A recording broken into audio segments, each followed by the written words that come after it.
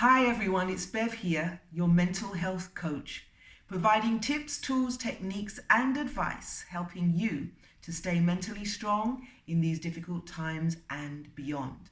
The topic for this video is, are you a perfectionist?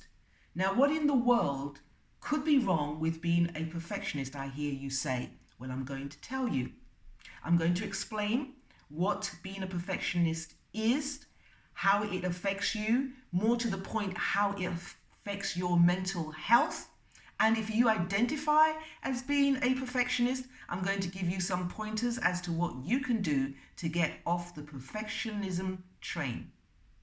You see, there's nothing wrong with being a high achiever, is there? Going for your goals, following your dreams, thriving on excellence, making mistakes, learning from the mistakes, regrouping and going again. But perfectionists, they don't do that. Perfectionists, the true perfectionists, have no sense of reality. What is reality? But tough, rough, and sometimes downright dirty and unfair. But a perfectionist takes it upon themselves not to see the good in anything, not to accentuate the positive. They will nitpick the shit out of everyone, anything, including themselves. So I am going to talk to you about the 5 ways in which being a perfectionist can affect your life. Number 1, being critical. Being critical of everything, looking for the flaws, looking for the mistakes, looking for the eyesores, judging other people. So, a perfectionist will be at a party and noticing that people will start to move and dance. And the first thing comes to mind is, you look stupid, you look ridiculous, you're making a fool of yourself.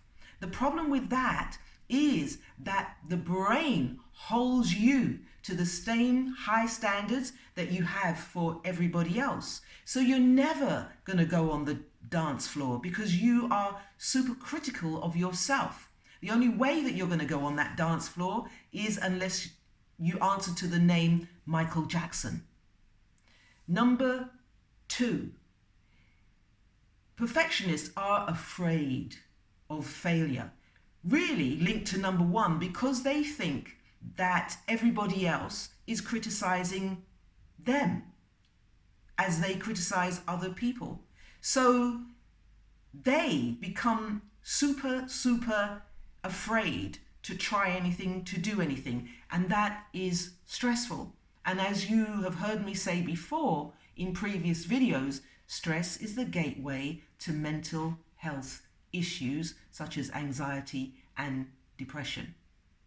Number 3, perfectionists have a all or nothing mentality. So, which means that if I am not going to do it perfectly, then I'm not going to do it at all. So that takes me to number 4, because being a perfectionist is a sneaky way of being a procrastinator. Again, if I'm not going to do it perfectly, then I'm not going to do it at all. So it's never the right time. I never have the right tools. I'm not in the right frame of mind, which means you never start anything. And if you do start stuff and it goes wrong, you don't learn from those mistakes. You don't regroup like a high achiever would. I'm not going to do it. So therefore you never get to finish anything. And if you never get to finish anything, you never get to sit back and have the satisfaction of achievement, of saying, I gave it my all and I'm satisfied with myself.